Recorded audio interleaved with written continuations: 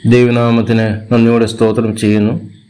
ഒരു പ്രാവശ്യം കൂടി ദൈവവചനവുമായിട്ട് നിങ്ങളുടെ മുൻപായി കടന്നു വരുവാൻ തക്കവണ്ണം ദൈവം സഹായിച്ചു. അതോർത്ത് ഞാൻ ദൈവത്തെ സ്തുതിക്കുന്നു.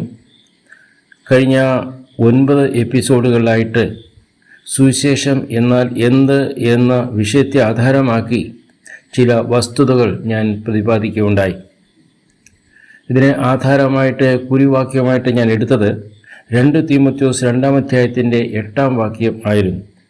അതായത്, ദാവീദിൻ്റെ സന്തതിയായി ജനിച്ച് മരിച്ചിട്ട് ഉയർത്തിനേറ്റിരിക്കുന്ന യേശുക്രിസ്തുവിനെ ഓർത്തുകൊള്ളുക, അതാകുന്നു എൻ്റെ സുവിശേഷം.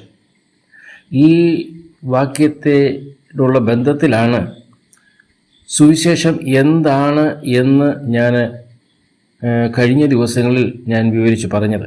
അതായത്, കർത്താവായ യേശുക്രിസ്തുവിൻ്റെ ജനനം, ജീവിതം, മരണം, ഈ 3 വിഷയങ്ങൾ ഞാൻ വിസ്തരിച്ച് പറയുകയുണ്ടായി. അതായത്, ഈ 3 വിഷയത്തിലും കർത്താവായ യേശുക്രിസ്തുവിനോട് തുലനപ്പെടുത്താൻ ആരും തന്നെ ഇതുവരെയും ലോകത്തിൽ ജനിച്ചിട്ടില്ല. കർത്താവായ യേശുക്രിസ്തുവിൻ്റെ ജനനമായാലും, കർത്താവായ യേശുക്രിസ്തുവിൻ്റെ ജീവിതമായാലും, കർത്താവായ യേശുക്രിസ്തുവിൻ്റെ മരണമായാലും, ഇത് 3 വിഷയവും പഴയ നിയമങ്ങളിൽ തന്നെപ്പറ്റി പ്രവചിച്ചിരുന്നതും അതേപടി നിറവേറിയതും, അതുപോലെ തന്നെ ഇപ്രകാരം ജനിച്ചിട്ടുള്ള, ജീവിച്ചിട്ടുള്ള, മരിച്ചിട്ടുള്ള ആരും തന്നെ ലോകത്തിൽ ഇല്ല എന്നുള്ളതും വളരെ വ്യക്തമായിട്ട് വിശദീകരിച്ച് കഴിഞ്ഞ 9 എപ്പിസോഡുകളായിട്ട് സംസാരിച്ചു. ഇനി അവസാനമായിട്ട് കർത്താവ് യേശുക്രിസ്തുവിൻ്റെ ഉയർത്തെഴുന്നേൽപ്പ്, സ്വർഗാരോഹണം, അതുപോലെ ന്യായവിധി, ഈ 3 വിഷയങ്ങളോട് കൂടിയുണ്ട് ഇന്ന് ഞാൻ സംസാരിപ്പാൻ ഉദ്ദേശിക്കുന്നത്. കർത്താവായ യേശുക്രിസ്തുവിൻ്റെ ഉയർത്തെഴുന്നേൽപ്പ് എന്ന വിഷയമാണ്. കർത്താവായ യേശുക്രിസ്തു ഉയർത്തെഴുന്നേറ്റിട്ടില്ലായിരുന്നെങ്കിൽ ഇന്ന് സുവിശേഷവുമായിട്ട് കടന്നു പോവുക സാധ്യമല്ലായിരുന്നു. ഒരു തെരുവീതികളിലും ഞങ്ങൾക്ക് കടന്നുപോയി യേശുക്രിസ്തുവിൻ്റെ ഈ സുവിശേഷം സംസാരിപ്പാൻ തക്കവണ്ണം കഴിയുകയില്ലായിരുന്നു. യേശുക്രിസ്തുവിൻ്റെ ഉയർപ്പിനെക്കുറിച്ച് യേശു തന്നെ മുന്നമേ പറഞ്ഞിരുന്നു എന്നുള്ളത് കഴിഞ്ഞ എപ്പിസോഡ് നാം ചിന്തിച്ചതാണ്. അത് മരണത്തോടുള്ള ബന്ധത്തിലാണ്. എന്നാൽ ഒരു കാര്യം ഞാൻ പറയുവാൻ ആഗ്രഹിക്കുകയാണ്. എവിടെയെല്ലാം യേശുക്രിസ്തുവിൻ്റെ മരണത്തെക്കുറിച്ച് താൻ പറഞ്ഞിട്ടുണ്ടോ അവിടെയെല്ലാം ഉയർത്തെഴുന്നേൽപ്പിനെക്കുറിച്ചും താൻ പറഞ്ഞിട്ടുണ്ട്.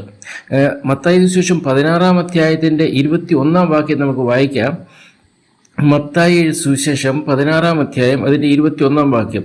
അന്നു മുതൽ യേശു താൻ യെരുശലേമിൽ ചെന്നിട്ട് മൂപ്പന്മാർ, മഹാപുരോഹിതന്മാർ, ശാസ്ത്രിമാർ എന്നിവരാൽ പലതും സഹിച്ച് കൊല്ലപ്പെടുകയും 3-ാം നാൾ ഉയർത്തെഴുന്നേൽക്കുകയും വേണം എന്ന് ശിഷ്യന്മാരോട് പ്രസ്താവിച്ചു തുടങ്ങി.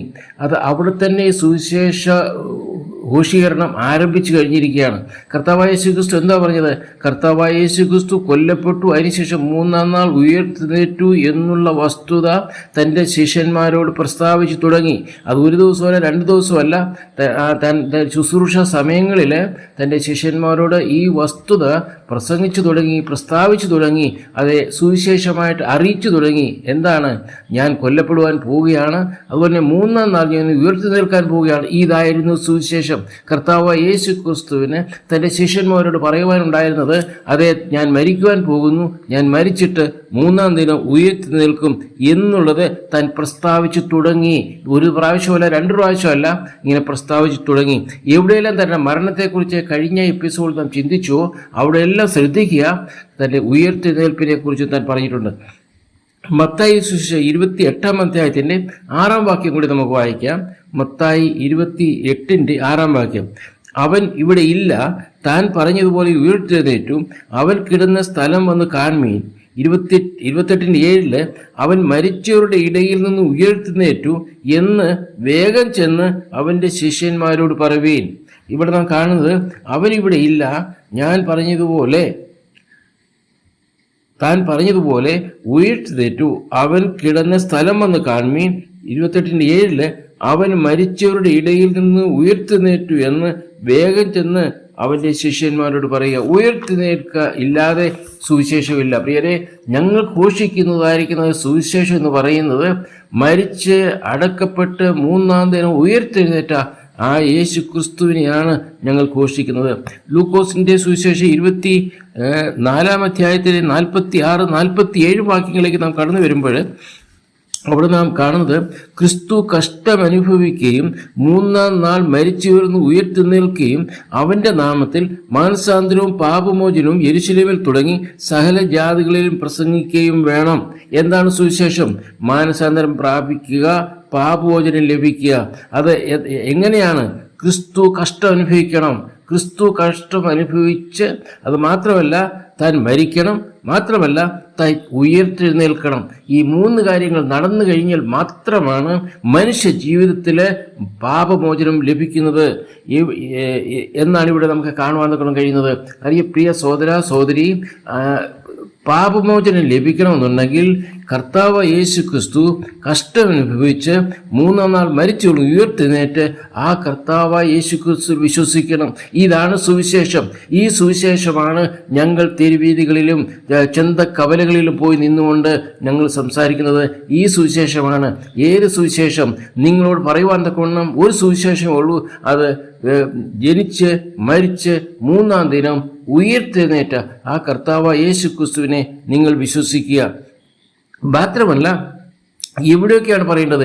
എന്തുകൊണ്ട് ഞങ്ങൾ ചന്തക്കവലയിൽ വരുന്നു? എന്തുകൊണ്ട് ഞങ്ങൾ തെരുവീതിയിൽ വരുന്നു? വീട്ടിലിരുന്ന് പ്രസംഗിച്ചാൽ പോരാ. ഇവിടെ പറയുന്നത് മനസ്സാന്തരവും പാപമോചനവും യെരൂശലേമിൽ തുടങ്ങി സകല ജാതികളിലും സകല രാഷ്ട്രങ്ങളിലും പ്രസംഗിക്കുകയും വേണം. പ്രിയരെ, വളരെ വ്യക്തമാണ്, വളരെ സ്പഷ്ടമാണ്. എവിടെയാണ് നിങ്ങൾ പ്രസംഗിക്കേണ്ടത്?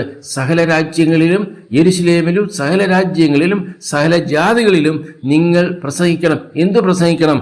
പാപമോചനത്തെക്കുറിച്ച്. എന്താണ് പാപമോചനം? എങ്ങനെ ലഭിക്കും? കർത്താവ് യേശു ക്രിസ്തു കഷ്ടമനുഭവിച്ച് മരിച്ച് 3-ാം നാൾ ഉയർത്തെഴുന്നേറ്റു. അവൻ്റെ നാമത്തിൽ മാനസാന്തരമുണ്ട്, അവൻ്റെ നാമത്തിൽ പാപമോചനമുണ്ട്.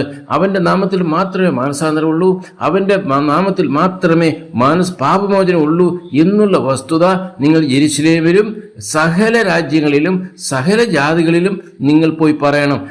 അതേ പ്രിയരെ, ഈ ദൈവവചനത്തിനനുസരണമായിട്ടാണ് ഞങ്ങൾ തിരുവീതികൾ കടന്നുപോയി സുവിശേഷം അറിയിക്കുന്നത്. അതിന് 1 കൊരിന്ത്യർ 15-ാം അധ്യായത്തിൻ്റെ 2-ാം ഭാഗത്തിലേക്ക് നമുക്ക് കടന്നു വരാം. 1 കൊരിന്ത്യർ 15-ാം അധ്യായത്തിൻ്റെ 2-ാം ഭാഗം.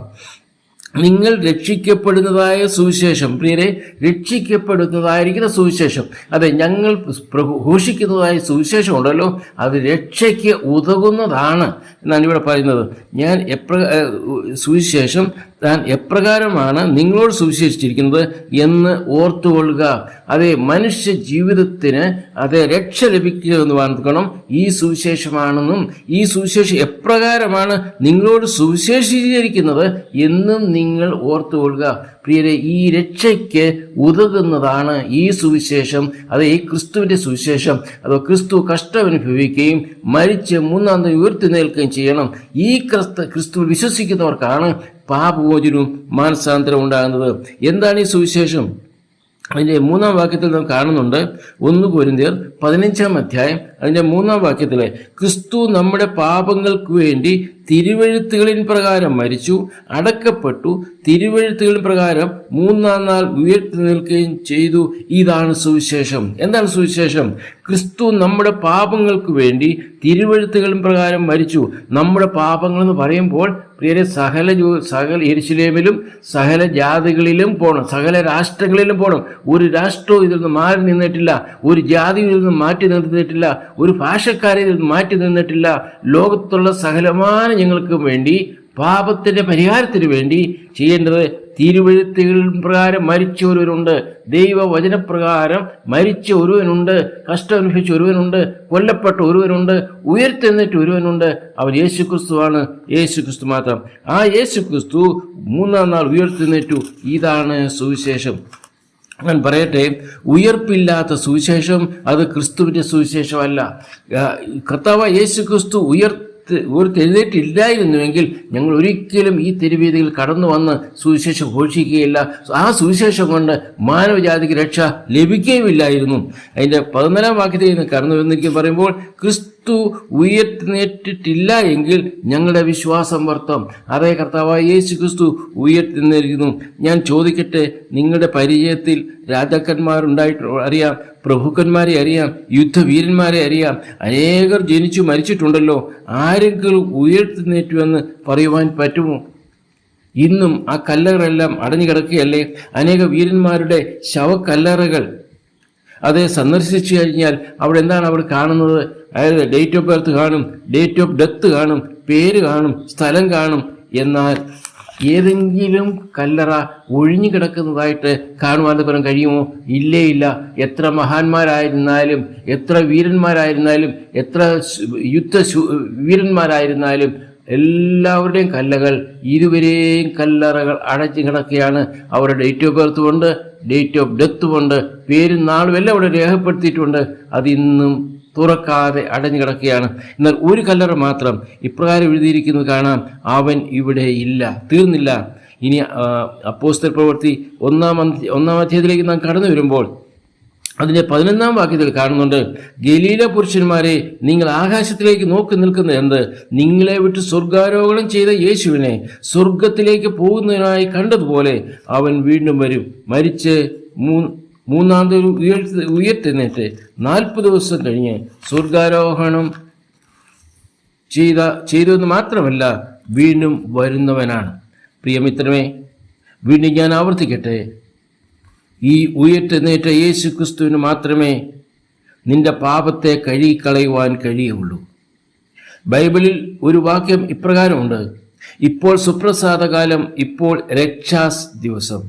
നിങ്ങൾക്ക് പാപമോചനം ലഭിക്കേണ്ടതിനായി കർത്താവിലേക്ക് കടന്നു വരിക, പാപത്തെ ഏറ്റുപറയുക, ക്രിസ്തുവിൻ്റെ ബലിമരണത്തിൽ വിശ്വസിക്കുക, ദൈവമകനായി ദൈവമകളായി തീരുക.